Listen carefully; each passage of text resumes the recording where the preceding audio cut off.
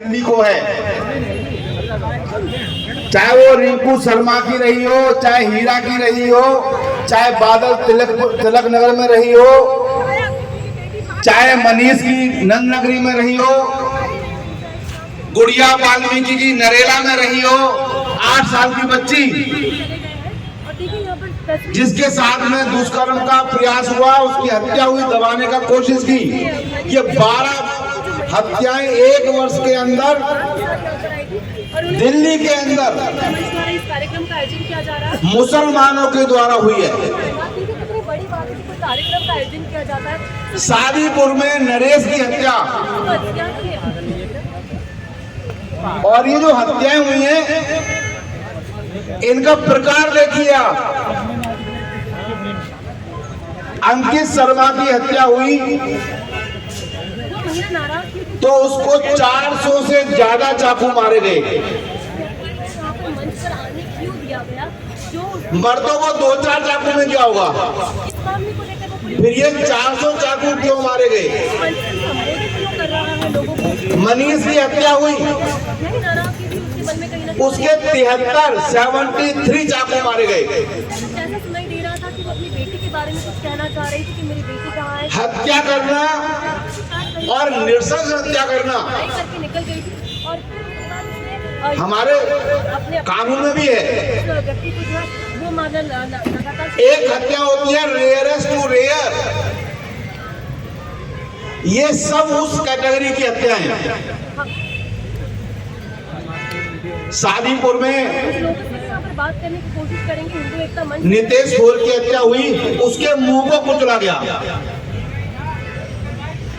और अब ये श्रद्धा की हत्या हुई है, क्या सोच की हत्या हुई, आप कल्पना कर सकते हैं।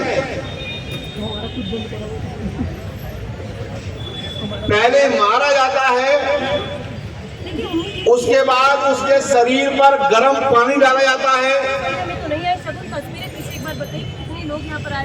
गर्म पानी डालने के बाद उसके शरीर के 35 टुकड़े किए जाते हैं। और जानेंगे कि उनका इस पूरे मामले पर एक बड़ा फ्रीजर खरीदा जाता है और उसके अंदर उसके टुकड़ों को रखा जाता है। यहाँ पर अभी विवाद हुआ था, उसके बाद हत्या करने वाला कितना ठंडे दिमाग से काम कर रहा है, कितने योजना के साथ में काम कर रहा है। लेकिन अब वो महिला क्या कहना चाह रही है और उन टुकड़ों को एक एक करके फेंकता है। दिल्ली से फेंकना शुरू करता है और दिल्ली के बाहर तक फेंकता है। हिंदुस्तान की जो सर्वश्रेष्ठ पुलिस है दिल्ली पुलिस, कोई ऐसा दोनों 18 से ऊपर है, दोनों ने शादी की, तो इसमें दिक्कत नहीं है। पिछले 1 महीने से मंजूर नहीं है, बस ये वो उस हत्यारे से पूछताछ कर रही है। 14 दिन की रिमांड, फिर 10 दिन की रिमांड, फिर 1 हफ्ते की रिमांड लेके आ रहे हैं। उसका दिमाग को पढ़ रहे हैं, समझ रहे हैं, लेकिन अभी तक सुराग नहीं मिले हैं, अभी तक बॉडी के अंग नहीं मिले हैं, अभी तक वो छुरे नहीं मिले जिनसे काटा है, अभी तक वो लोग नहीं मिले हैं जिनसे उसने चर्चा करी होगी, अभी तक वो माध्यम नहीं मिले हैं जहां से उसको ऐसा करना चाहिए जानकारी मिली। पॉलीग्राफ टेस्ट हो गया, अभी कुछ रह गया है, शायद 4था राउंड रह गया है। नार्को टेस्ट भी होगा। अभी तक हमारी पुलिस कामयाब नहीं हुई है। अगर सबूत नहीं मिलेंगे तो ऐसा भी हो सकता है कि वो बरी हो जाए। मैं इसलिए कह रहा हूं कि दिल्ली में हत्याकांड हुआ था, बच्ची के साथ में दुष्कर्म किया, हत्या कर दी। भारत के सर्वोच्च न्यायालय ने उन मुलजिमों को बरी किया और ये कहते हुए किया कि सबूतों का अभाव नहीं है, पुलिस ने अपना काम अच्छा नहीं किया, ढंग से नहीं किया, इसलिए आरोपी बरी हो रहे हैं। दिल्ली के उपराज्यपाल के माध्यम से उसको और ऊंची जो पीठ होती है उसमें अपील की गई है। बलात्कार हुआ, हत्या हुई, हत्यारे पकड़े गए, लेकिन इन्वेस्टिगेशन सही नहीं हुआ, साक्ष्य सही नहीं ढूंढे गए, जो सुप्रीम कोर्ट में टिकते वो बरी हो गया। समाज में गुस्सा व्याप्त है। हिंदू समाज कब तक कैंडल मार्च निकालेगा, कब तक बड़ी सभा करेगा? अरे हमारे शास्त्र हमको आजादी देते हैं। रामायण चिल्ला चिल्ला के बोलती है कि हमारी बेटियों को, हमारी बहन को, हमारी मां को यदि कोई भी कुदृष्टि देखता है उसका वध करने में कोई पाप नहीं होता, ये रामायण कहती है। द्रौपदी के कपड़ों का हरण हुआ था, उसको सम्मान दिलाने के लिए महाभारत अगर हुई तो इस देश में हुई। लेकिन हम हिंदू इस देश के संविधान को मानते हैं। हम खुलेआम कहते हैं देश पहले है, संविधान पहले है, हमारे धार्मिक ग्रंथ बाद में हैं, हमारे भगवान भी बाद में हैं, पहले हमारा संविधान है, पहले देश है। लेकिन इस्लाम को मानने वाले बोलते हैं पहले इस्लाम है, पहले हमारी पवित्र कुरान है। लेकिन हम हिंदू संविधान को मानते हैं, संविधान पे यकीन है, सरकार पर यकीन है। लेकिन सरकार हिंदुओं के धैर्य की परीक्षा ना ले।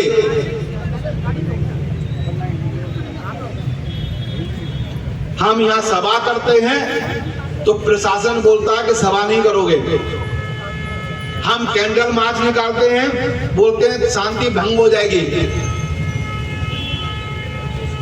जब मुसलमान हमारी बच्ची का कत्ल करता है तो शांति भंग नहीं होती, वो जब बलात्कार करता है तो शांति भंग नहीं होती। हम कैंडल मार्च निकालते हैं तो शांति भंग होती है। प्रशासन को खुलेआम चेतावनी है।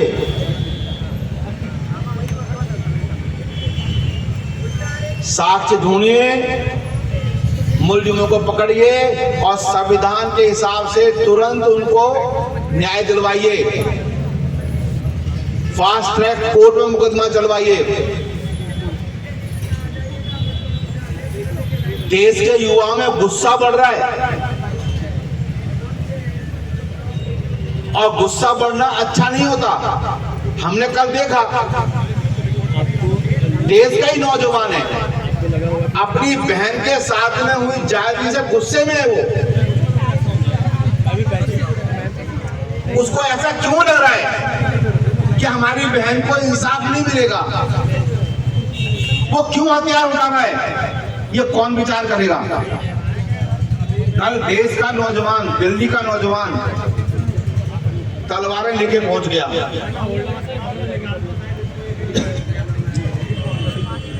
गिरफ्तार कर लिए,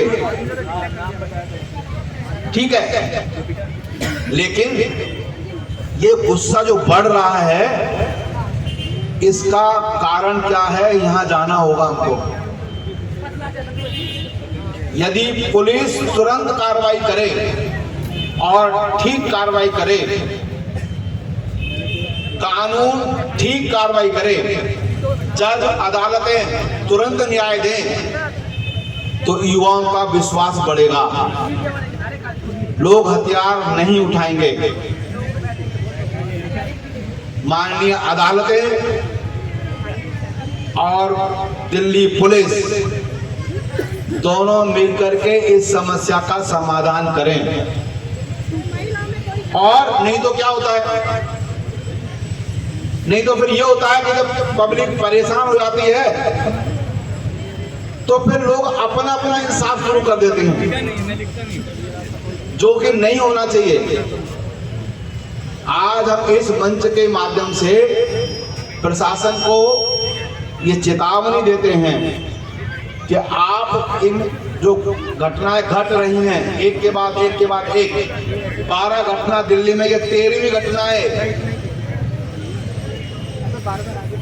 चाहे समाज को जागरण करना पड़े,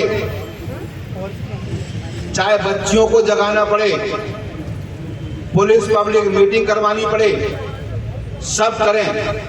और इस प्रकार की घटनाओं की पुनरावृत्ति पुलिस और हम मिलकर के किस प्रकार से रोक सकते हैं, ये फैसला हमको करना है। जाति बिरादरी के प्रमुख बैठे हैं, ये हमारी जाति की ताकत है। दिल्ली को 1 साल तक किसानों ने रोका था। ये किसान, ये जातियां दिल्ली को रोकने की ताकत रखती हैं। ये हमें प्रशासन को कहने में कोई हिचक नहीं है कि यदि आपने अपना काम ठीक नहीं किया तो ये वही लोग हैं जिन्होंने दिल्ली को जाम किया था, सिंधु बॉर्डर जाम किया था, गाजीपुर बॉर्डर जाम किया था। दिल्ली को जाम करने की ताकत हमारे अंदर है।